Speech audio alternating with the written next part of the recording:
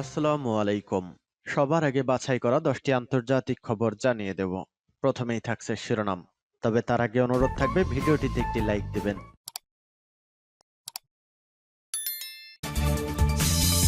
পশ্চিমাদের ভবিষ্যদ্বাণীকে ভুল প্রমাণ করেছে রাশিয়া, বলছে লা মন্ডে।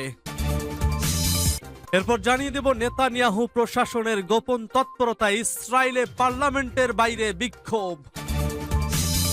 আরো জানিয়ে দেব বাখমুতের শহর দখল নিয়ে রাশিয়া ও ইউক্রেনের পাল্টাপাল্টি দাবি। এবং জানিয়ে দেব রহস্যময় বস্তু নিয়ে চীন যুক্তরাষ্ট্র উত্তেজনা। এদিকে পাকিস্তান থেকে গোলাগুলি পাবে ইউক্রেন। সর্বশেষ জানিয়ে দেব ইউক্রেনে বিভিন্ন ফ্রন্টে নতুন সাফল্য পাওয়ার দাবি রুশ বাহিনীর। শুনছিলেন সংবাদ শিরোনাম, এখন বিস্তারিত। তবে তার আগে অনুরোধ থাকবে ভিডিওটিতে একটি লাইক এবং কমেন্টস করে জানিয়ে দিন আজকের এই ভিডিও সম্পর্কে আপনার মূল্যবান মতামত। আর হ্যাঁ বন্ধুরা, অবশ্যই ঝটপট করে এই ভিডিওটি আপনার বন্ধুদের মাঝে শেয়ার করে ছড়িয়ে দিন আর জানিয়ে দিন আপনি কোন জেলা থেকে বা কোথা থেকে আমাদের সংবাদ শুনছেন এবং দেখছেন। পশ্চিমাদের ভবিষ্যদ্বাণীকে ভুল প্রমাণ করেছে রাশিয়া, বলছে লা মন্ডে। রাশিয়ার অর্থনীতি পশ্চিমাদের প্রত্যাশার তুলনায় শক্তিশালী প্রমাণিত হয়েছে মঙ্গলবার, প্রভাবশালী ফরাসি সংবাদপত্র লা মন্ডে বলেছে। গত 12 মাসে রাশিয়ার অর্থনীতি কিভাবে কাজ করেছে সে বিষয়ে এক প্রতিবেদনে তারা এ মন্তব্য করেছে। ফরাসি সংবাদপত্রের মতে শুধুমাত্র একটি জিনিস নিশ্চিত, দেশটি পশ্চিমাদের দ্বারা ঘোষিত পতন এবং পশ্চিমা নিষেধাজ্ঞা প্রতিষ্ঠার শিকার হয়নি, যা 2022 সালের মার্চ থেকে পরপর 9টি তরঙ্গ দ্বারা প্রসারিত হয়েছে। জানুয়ারিতে আন্তর্জাতিক মুদ্রা তহবিল পশ্চিমাদের জন্য হতাশাজনক একটি প্রতিবেদন প্রকাশ করে সবাইকে অবাক করেছে। সেখানে বলা হয়েছে 2022 সালের রাশিয়ার মন্দা সীমাবদ্ধ ছিল 2.2%, যা 2022 সালের মার্চ মাসে পরিকল্পিত 8.5% থেকে অনেক কম, লা মন্ডে রিপোর্ট করেছে। রাশিয়ায় ব্যবসায়িক কার্যকলাপ এবছর 0.3% এবং 2024 সালে 2.1% বৃদ্ধি পাবে, অর্থাৎ ইউরোজোনে প্রত্যাশিত 1.6%-এর চেয়ে বেশি। পত্রিকাটি লিখেছে, হঠাৎ প্রবণতা বাদ দিলে এ তথ্যগুলো তাই রাশিয়ার প্রতিরোধের বিষয়টি নিশ্চিত করবে। সূত্রতাস।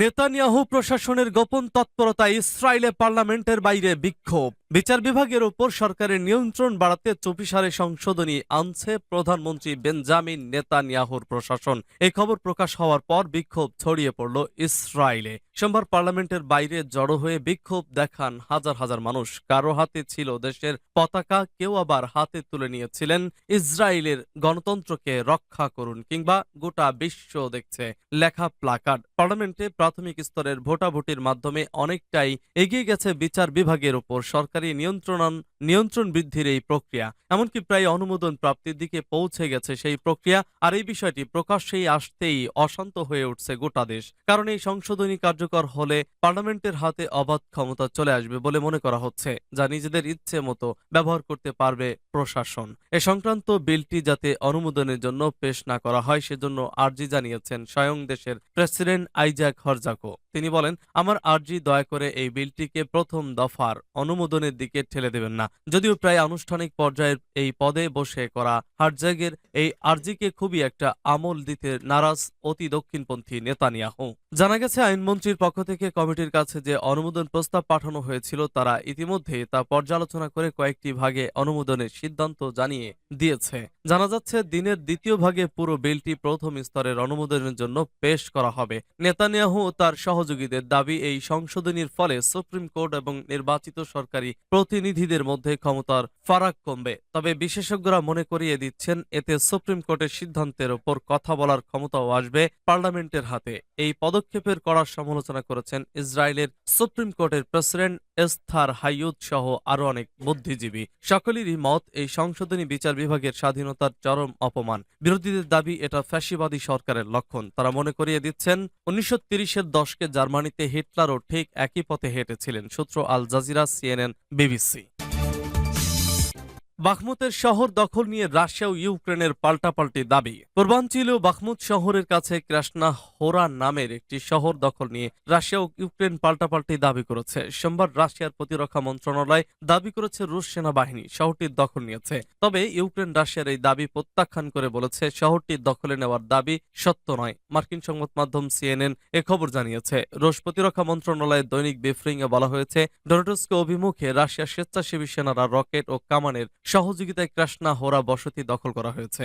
এর আগে রুশ ভাড়াটে যোদ্ধা গোষ্ঠী ওয়াগনার দাবি করেছিল বাখমুতের উত্তরে অবস্থিত ছোট গ্রামটির দখল নিয়েছে তারা। একই সঙ্গে ডোনেটস্ক অঞ্চলে নিয়ন্ত্রণ নিয়ে লড়াই জোরদার হয়েছে। ওয়াগনারের টেলিগ্রাম চ্যানেলে তাদের যোদ্ধাদের একটি ছবি প্রকাশ করা হয়েছে। ছবিতে যোদ্ধাদের পেছনে ক্রাসনা হোরা সাইনবোর্ড দেখা গেছে। ওয়াগনার গ্রুপের প্রধান ইয়েভজেনি প্রিগোজিন দাবি করেছেন বাখমুত দখলের লড়াইয়ে নেতৃত্ব দিচ্ছে তার যোদ্ধারা। কয়েকদিন ধরে মস্কো দাবি করে আসতেছে রুশ সেনারা বাখমুত শহর ঘিরে ফেলার লক্ষ্যের দিকে অগ্রসর হচ্ছে। উত্তর দক্ষিণ থেকে বাখমুতে যাওয়ার প্রধান সড়কের পাশে ক্রাসনা হোরার অবস্থিত। গত মাসের রাশিয়ার দখলকৃত সোলেদার শহরের নিম্ন দিকে এটির অবস্থান। ইউক্রেনীয় সেনারা গত কয়েকদিন ধরে ক্রাসনা হোরা ঘিরে তুমুল লড়াইয়ের কথা বলে আসছিল। সোমবার রাশিয়া এলাকাটি দখলের দাবি করার পর তা প্রত্যাখ্যান করেছে ইউক্রেনীয় সেনাবাহিনী। পূর্বাঞ্চলীয় সামরিক শাখার মুখপাত্র সেরহি চেরেভাটি বলেছেন, রাশিয়ার দাবি সত্য নয়, সেখানে এখনো লড়াই চলছে, আমরা তা নিজেদের নিয়ন্ত্রণে রেখেছি। তিনি আরো বলেছেন, বাখমুত রুশ আক্রমণের প্রধান লক্ষ্যবস্তু। বাখমুত সেক্টরে শত্রুরা 85টি হামলা চালিয়েছে। বাখমুতের রোটে হামলার সক্ষমতা রয়েছে রুশ সেনাদের, তবে আমাদের অস্ত্র, খাদ্য, সরঞ্জাম ও চিকিৎসা সরবরাহ ও আহতদের সরিয়ে নেওয়ার সক্ষমতা রয়েছে। ইউক্রেনের প্রতিরক্ষা মন্ত্রণালয় সোমবার টেলিগ্রামে এক পোস্টে বলেছে, বাখমুতের লড়াই চলমান রয়েছে। ইউক্রেনে আক্রমণের বর্ষপূর্তিকে উপলক্ষ ধরে পূর্বাঞ্চলে নতুন আক্রমণ চালাতে পারে রাশিয়া, এমন আশঙ্কার কথা ইউক্রেনীয় ও পশ্চিমা কর্মকর্তারা বেশ কয়েকদিন ধরে বলে আসছিলেন। ইতিমধ্যে নতুন আক্রমণ শুরু করে দিয়েছে রাশিয়া। ন্যাটো মহাসচিব জেন্স স্টলটেনবার্গ বলেছেন, বাস্তবতা হলো আমরা দেখছি রাশিয়ার একটি নতুন আক্রমণ শুরু হয়ে গেছে। ইউক্রেনকে আরো অস্ত্র সরবরাহ করা জরুরি। রহস্যময় বস্তু নিয়ে চীন ও যুক্তরাষ্ট্র উত্তেজনা।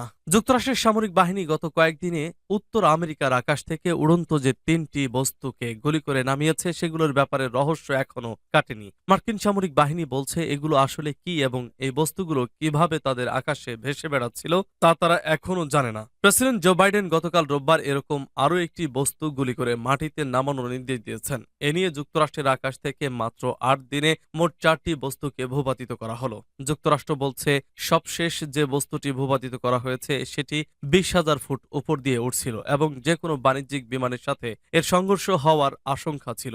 এদিকে সোমবার চীনের পক্ষ থেকেও অভিযোগ করা হয়েছে যে গত 1 বছরে যুক্তরাষ্ট্র বেইজিং এর কাছ থেকে কোনো ধরনের অনুমতি না নিয়ে চীনের আকাশে 10 বারেরও বেশি বেলুন উড়িয়েছে।